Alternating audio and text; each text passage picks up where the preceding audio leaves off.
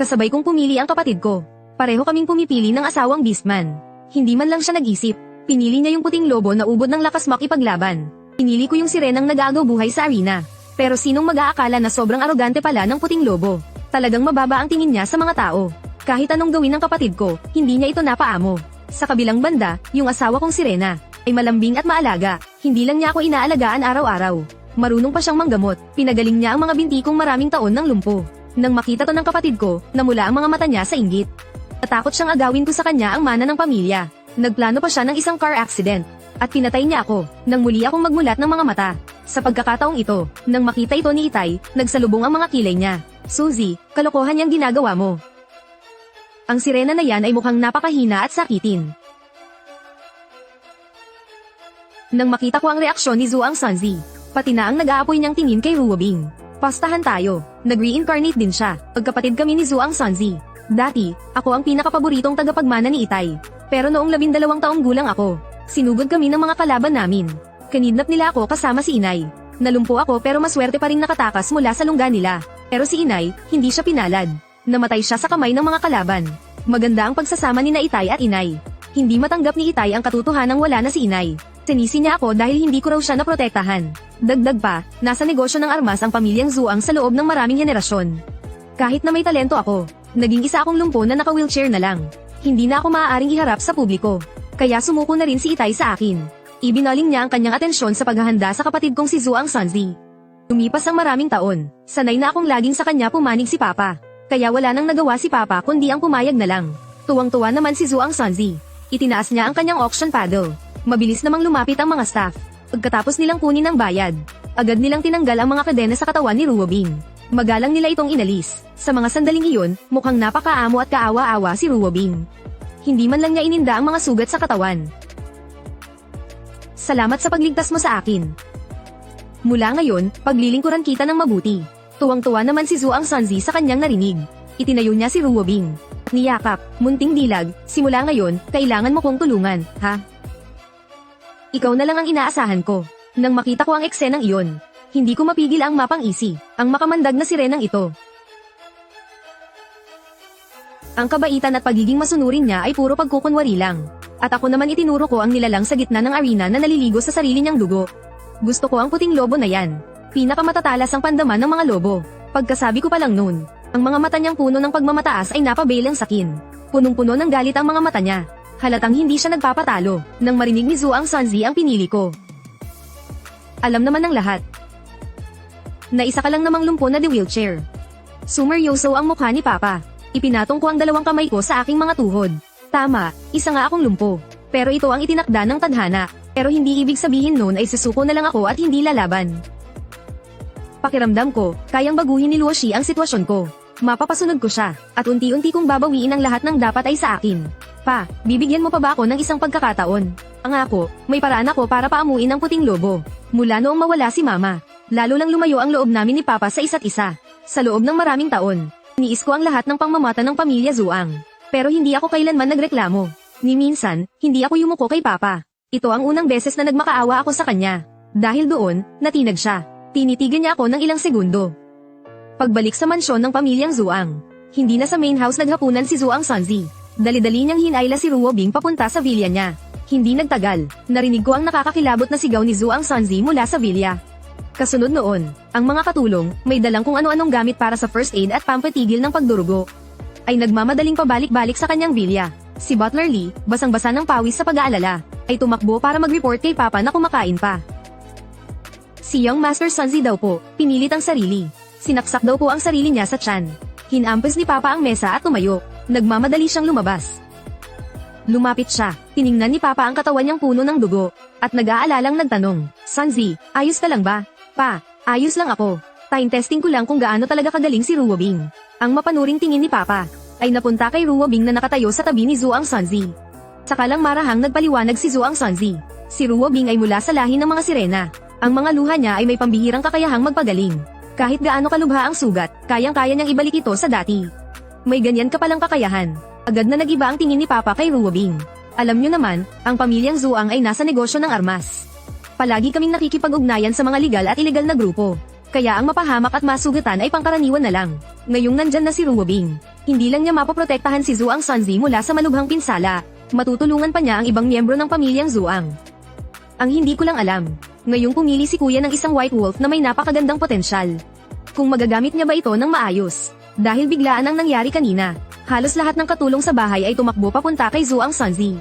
At dahil nagmamadaling umalis si Papa, at dahil sa pagmamatigas at pag-iinarte ni Luoshi, wala akong nagawa kundi itulak ng mag-isa ang wheelchair. Para akong basang sisiw na lumabas ng mansyon. Ang tagal bago ko naabutan si Papa.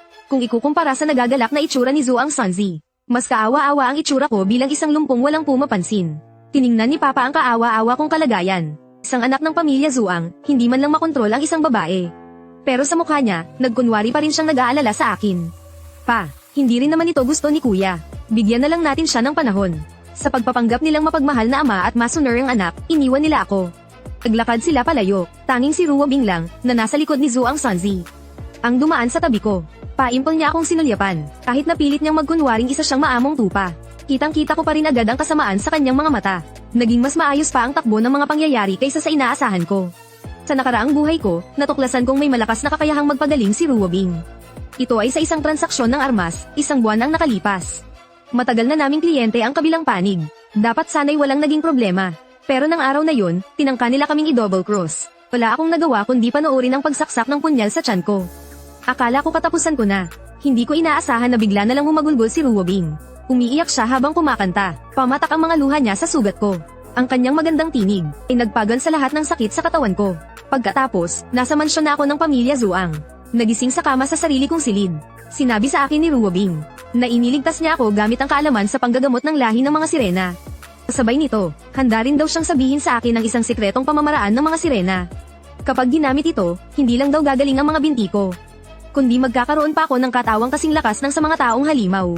Noong nakaraang buhay ko, nang marinig kong makakatakas ako sa pagiging lumpo, agad akong pumayag na isagawa ni Ruobing ang ritual. Pagkatapos noon, himalang na ng balik ang kalusugan ko. Naging napakalakas pa ng katawan ko. Labis na nagulat at natuwa si Papa sa pagbabago sa akin. Idagdag mo pa na matalino na talaga ako. Tapos, sa tulong pa ng mga plano ni Yishang, unti-unti kong nabawi ang lahat ng nawala sa loob ng maraming taon. Pero ang lahat ng pinaghirapan ko, sa huli ay sinira lang ni Ruobing. Isa lang pala itong malaking panloloko. Dugot buhay ang naging kapalit. Sa ilalim ng mga plano niya, sa loob lang ng wala pang kalahating taon, mabubulok ang buong katawan ko at sisubog ako hanggang mamatay. At wala silang mahahanap na kahit kititing na ebidensya para patunayang siya ang may gawa. At itong sikretong pamamaraan na nakamamatay si Zhuang Sanzi, siya pa mismo ang atet na ipagamit kay Ruobing. Sa unang araw pa lang ng pagbabalik niya sa pamilya Zhuang, atet na siyang magpakamatay. Dahil gusto mong ipamigay ang posisyon bilang pinuno ng pamilya. Kung ganun, hinding-hindi na ako mag-aatubili. Hihintayin ko ang magandang balita ng biglaan mong pagkamatay. Pagkalipas ng kalahating buwan, nag-imbita ng mga business partner mula kung saan-saan para sa isang salo-salo sa mansyon ng mga Zhuang. Sa loob ng kalahating buwan na iyon, halos hindi lumabas ng mansyon si Zhuang Suzi. Maghapon siyang nakakulong kasama ni Ruobing sa kabilang bakuran, may kung anong pinaprakti. Nang makita ko siyang muli sa handaan, ibang-iba na ang itsura niya. Ang mga muscle sa dibdib at braso niya, halos pasabugin na ang suot niyang suit. Malapad ang balikat, maliit ang bewang. Patitipuno ang mga hita, gulat na gulat ang mga bisita nang makita si Zhuang Sanzi. Bulalas nila, Mr. Zhuang, parang nagbinata ulit itong si Sanzi. Bakit ang laki ng pinagbago niya kumpara 6 na buwan lang ang nakalipas? Oo nga, yang pangangatawan niya. President Zhuang, talagang kung ano ang puno, siya ang bunga, ano? Oo nga, napakaswerte ninyo, President Zhuang. Namumula sa tuwa ang mukha ng aking ama dahil sa mga papuri. Tinapak niya ang balikat ni Zhuang Sanzi na may ngiti ng kasiyahan. Suzy, ikaw na mismo ang magsabi sa kanila. Ito ay dahil kay Ruobing. Itong matipuno kong pangangatawan, ay dahil sa pag-aalaga niya. Biglang yamakap si Ruobing kay Zhuang Sanzi. Ano ka ba, ang dami-daming tao, oh. Anong ikinahihiya mo? Babae na kita, anong masama kung yakapin kita? Mas lalo pang hinigpitan ni Zhuang Sanzi ang yakap niya kay Ruobing. Halos hindi na maitago ang pagmamayabang sa kanyang mukha. Madalas kong marinig noon na maraming beastmen ang may mga kakaibang kakayahan. Hindi ko akalain na ang ganitong kayamanan ay mapupunta pala kay Young Master Zhuang. Napakagandang bagay nga naman. Oo nga, mukhang hanggang tingin na lang talaga tayo. Habang si Sanzi ay lumulutang sa alapaap dahil sa mga papuri, napunta ang tingin niya sa gilid kung nasaan ako. Masaya ang lahat, hindi ako bumabagay sa sitwasyon. Ano na lang ang labas ko nito? Samantalang ang pinili ng kuya ko, ay ang pinakamabangis na white wolf sa buong wolf clan. Kapag napaamo ng maayos, yun ang matatawag na isang malaking tulong. Doon lang napunta sa akin ang atensyon ng lahat. Ang mermaid beastman ni Zhuang Sanzi kanina, ay mayroon ng ganoong kahanga-hangang kakayahan. Narinig ng lahat kung paano niya pinuri ang aking white wolf. Bakit hindi mo inilabas ang white wolf mo ngayon? Para naman may makita kaming bago. Oo nga, narinig ko na ang isang dekalidad na white wolf ay napakahirap hanapin. Gusto ko rin siyang makita. Hinarap ko ang mga umaasang tingin ng lahat, pero hindi ko sila masagot.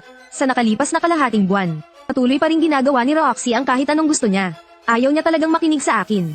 Ngayong birthday banquet, hindi ko na naman alam kung saan siya nagpunta. Nakita ni Itay na hindi ako umiimik. Hindi pa niya natatapos ang kanyang sinasabi. Nang isang utusan ang nagmamadaling pumasok sa banquet hall. Nakilala ko ang utusang iyon. Siya ang matagal nang nagsisilbi sa tahanan ni Zhuang Sanzi. Balisa siyang sumesenyas sa mga tao sa labas ng pinto. 4 hanggang 5 matatangkad na utusan pala ang mga iyon. Pilit nilang hinihila papasok si Luoxi na nakatali ang mga kamay at paa. Nagpupumiglas si Luoxi habang nagngangalit ang mga ngipin. Lumabas na rin ang mga tenga niyang lobo sa kanyang ulo. Sa itsura niya, mukhang binugbog siya ng husto. Bitawan niyo ako, bitawan niyo ako.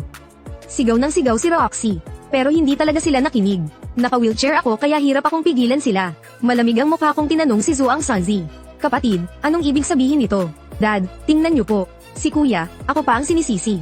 Itong puting lobo na si Luoxi. Sadyang mailap at matigas ang ulo. Sa loob lang ng kalahating buwan, 15 beses na siyang tumakas. Kung sa akin lang ang beastman na yan, siguradong bagbog sarado yan sa akin sa tuwing mahuhuli. Pero si kuya, ang galing. Hindi na nga niya mapaamo ang sarili niyang beastman. Hinahayaan pa niyang tumakas. Kaya nagpadala agad ako ng mga tao para tulungan kang ipahuli siya. Imbis na pasalamatan ako ni kuya sa pagtulong sa kanya. Ako pa ang sinisisi magalang ba yun? Noon pa man, dinadaan na talaga sa dahas ng mga tao ang pagpapaamo sa mga beastman. Ang mga beastman na hindi sumusunod. Maraming kaso na binubugbog sila hanggang mamatay. Nang marinig ng ibang mga bisita ang paliwanag ni Zhuang Sanzi, sumang-ayon sila na may punto siya. Sa tingin nila, itong si Zhuang Sanzi. Pero ang panganay na anak, kahit ang simpleng pagpapaamo ay hindi magawa. Dahil sa paghahambing na ito, kitang-kita agad kung sino ang mas nakakaangat. Nang makita ng ama ko na nagbubulungan na ang mga bisita, agad siyang nakaramdam ng matinding hiya. Ikinumpas niya ang kanyang kamay at tumawag ng utusan. Hagupitin siya ng 50 beses. Nataranta ako. Dali-dali kung sino bukang pigilan ng aking ama. Si Luoxi po ay beastman ko. Pwede po bang ako na lang ang bahala sa pagpaparusa sa kanya? HMPH ganun ba? Dad, sa tingin ko po, dapat nating ituring ang mga beastman. Sa paraang uunawain natin kung ano ang iniisip at gusto nila. Kalokohan, senggal niya, at pinutol ang sinasabi ko. Humalakhak din ng malakas ang kapatid ko. Walang pakialam kahit may mga bisita. Kuya, yang sinabi mo ngayon ko lang narinig sa buong buhay ko. Ganyang-ganyan ang awa mo sa mga beastman. Dahil ba yan sa kapansanan mo at sa tingin mo'y mas mababa ka? Kaya ka nagkaroon ng ganyang mga pananaw. Isang maayos sanang salo-salo. Ang natapos sa hindi magandang paraan. Pagkatapos noon, hinagupit pa rin si Luoxi. Pero dahil sa pakiusap ko, nabawasan ng 20 hagupit. Matipuno ang pangangatawan ng White Wolf. At mabilis itong gumaling. Sa totoo lang, ang ganitong paghagupit, hindi naman magdudulot ng malaking pinsala kay Luoxi. Pero dinalhan ko pa rin siya ng espesyal na gamot sa kanyang silid. Pagbukas ko ng pinto, naabutan kong si Luoxi na malungkot na nakadapa sa kama. Anong ginagawa mo rito? Inilapag ko ang gamot sa tabi ng kanyang kama. Dahan-dahan kong binuksan ang takip nito. Kahit hindi kagaanong nasaktan ng latigo. Tiyak na mag-iiwan pa rin yan ng peklat. Itong gamot, pantanggal ng peklat. Hayaan mong lagyan kita. Huwag na. Agad na inagaw ni Luoxi ang gamot. Tinabig niya ang kamay ko. Ayaw niyang magpahawak sa akin. Yumuko siya at nanahimik ng sandali. Bigla siyang nagsalita at nagtanong sa akin. Teka, yung Master Zhu ang sabi mo, Bifan na lang, di ba? Bifan. Gusto ko lang kasing itanong. Totoo ba ang mga sinabi mo sa salo-salo kanina? Ang ibig kong sabihin, yung mga sinabi mo tungkol sa pagiging pantay ng mga tao at beastman. Napangiti ako. Tiningnan ko ang buntot lobo ni Luoxi na hindi pa niya lubusang naitatago. Natila nagpapahiwatig ng pagkalapit loob sa kanyang amo. Ganoon talaga ang paniniwala ko. Kaya huwag kang mag-alala, hindi kita pipiliting gawin ang anumang bagay na ayaw mo. Kahit pa binili kita, pwede kang maging malaya. Nang marinig ni Luoxi ang mga sinabi ko, para siyang natulala. Noon ko lang napagtanto, na hindi pala siya tulad ng kanyang ipinapakita. Rebelde at mahirap paamuin. Buong katawan niya ay tila may tinik. Pero kapag ibinababa na niya ang kanyang depensa, mayroon siyang inosenteng itsura na ang cute tingnan. Kinabukasan, paggising ko sa aking kwarto, ang unang-una kong ginawa, ay tanungin ang katulong tungkol sa kalagayan ni Luoxi. Nag-atubili pa ang katulong na magsalita, at sa huli sinabi, "Young Master. Ito, almusal na ako mismo ang gumawa para sa'yo." "Oh, ano, natouch ka ba?" Ngumiti ako at kinuha ang itlog para kagatin. Pilit ko siyang pinuri, "Hindi masama, Kitang-kita ang pagmamalaki sa mukha ni Roxy. Umupo ka rito sa tabi ko. Dahan-dahan akong kumain ng almusal.